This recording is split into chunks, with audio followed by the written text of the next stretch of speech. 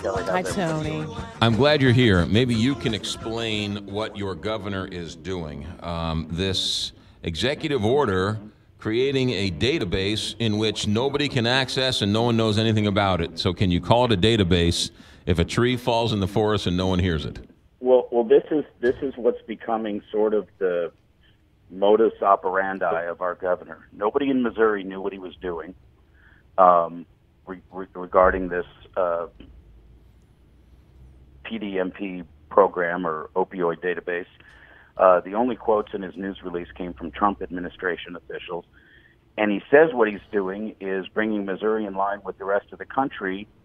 Missouri has been the only state without a prescription drug monitoring program in the entire country. And yet, the experts are saying Missouri's idea, the governor's idea in the executive order, is nothing like the rest of the country. It's not actually a prescription drug monitoring program. And so this is just so odd. It is the governor attacking a serious problem, and everybody is saluting the governor for jumping on board with doing something about opioids. Okay, this is not a Democratic problem or a Republican problem. It's a human problem that a lot of people in the legislature, a lot of people in the U.S. Senate, all over the country have been trying to address. You can't make this one a political problem. And it didn't get through the legislature, but it was close. It was closer than it's ever been. And instead of calling a special session, which is ironic because he's called 2 special sessions already, this is the kind of thing that a governor would normally call a special session for. It's an emergency in this state. We have a massive opioid problem. Instead, he signs an executive order implementing a plan that, frankly, has angered quite a few Republicans in the legislature who say, wait a minute, if a Democratic governor did this to us, bypassed us, and signed a plan into effect that was different than the one that we were contemplating, we'd be pretty upset. And so, to the credit of a lot of conservatives in the legislature, they're not very happy that the governor bypassed them. So it's a two-pronged sword here. On one hand, the governor is on board with doing something about opioid abuse.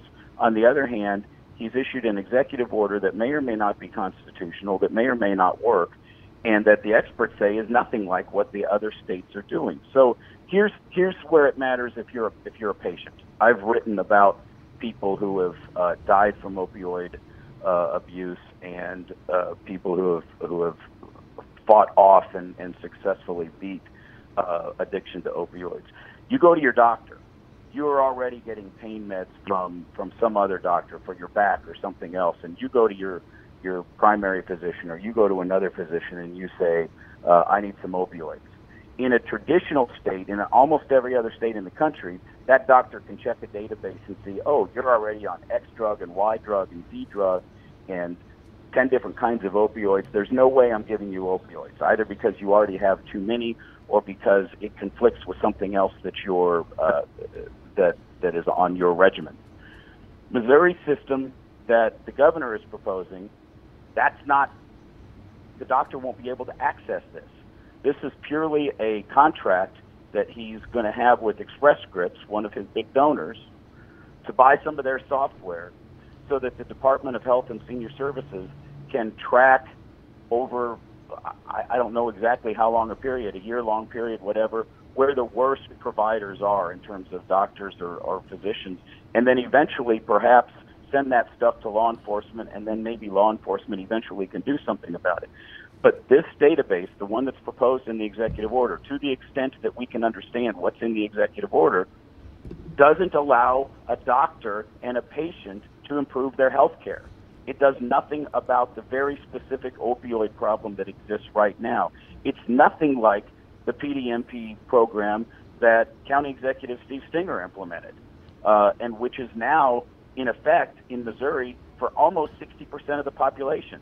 That's a traditional PDMP program where if you go to your doctor in St. Louis City, in St. Louis County, in most of the counties around St. Louis and Kansas City now, your doctor can access the database to determine whether or not he's going to overprescribe you opioids and therefore hopefully stop you from being addicted.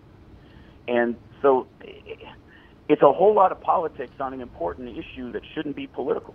I don't understand. Doesn't Express Scripts or the pharmacies and the pharmaceutical companies know who's selling and prescribing the drugs already?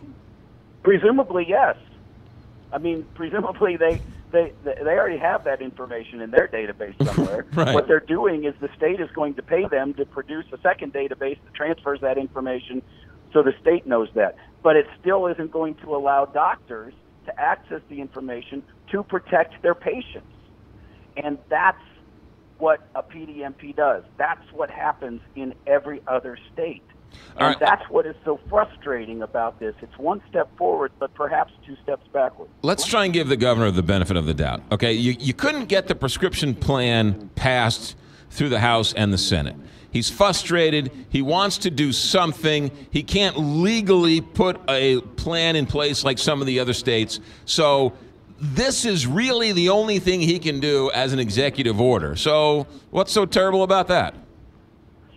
If this is what he can do as an executive order, and he tells the public that and says, look, here's what I'd rather do. I'd rather get that legislation passed, but your Missouri legislature wouldn't get it done.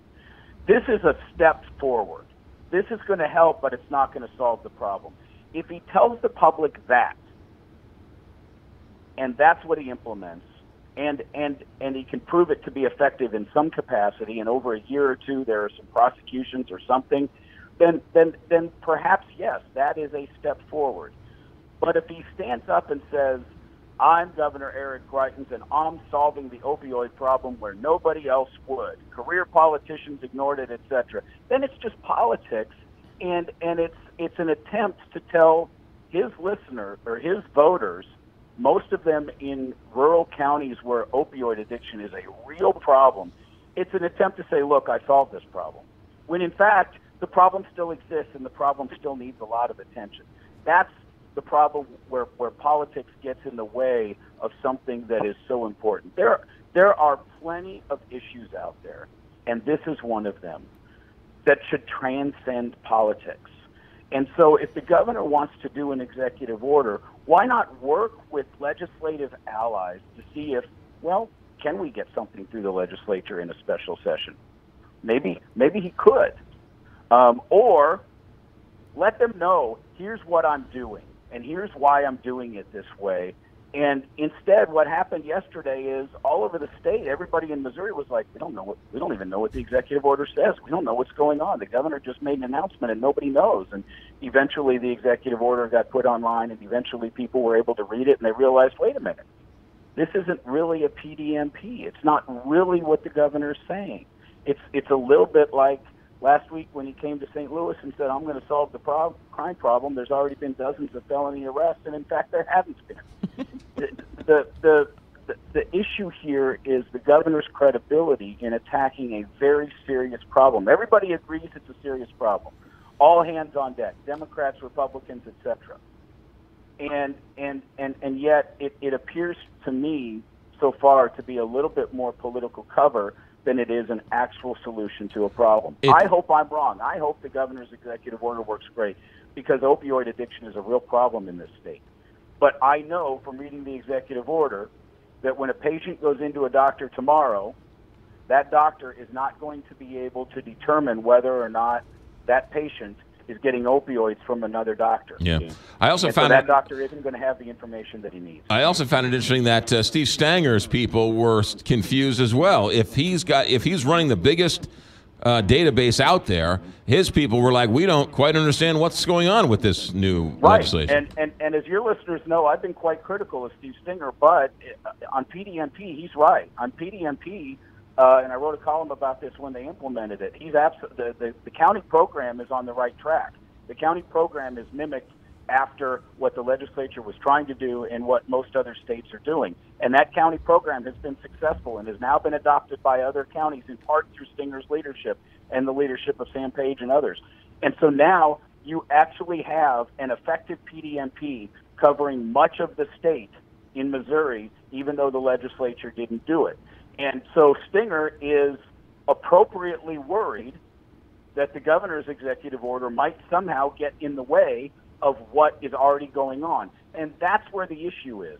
Here we have, if the governor's primary focus is, I want to do something about opioids, I want to do something about PDMP, don't you think he would have discussed with the actual people that are running the biggest PDMP in the state right now what he's doing to make sure that it works together with that, to make sure that they're actually, you know, solving the problem and not getting in each other's way? But he didn't talk to Steve Stinger. He didn't talk to any key lawmakers. He didn't talk to people in the St. Louis Department of Health that are running the PDMP right now. And that's the worrisome part. At some point, the governor has to build some relationships to where when he has a big idea and he wants a political bump out of it, he's also creating a solution that has multiple people willing to stand up with him and say, I'm on board with this. This is great. This is going to solve the problem. Tony Messenger, St. Louis Post-Dispatch columnist, Tuesdays and Thursdays here. Tony, thanks for checking in, as always. Good to talk to you. 8:30, a big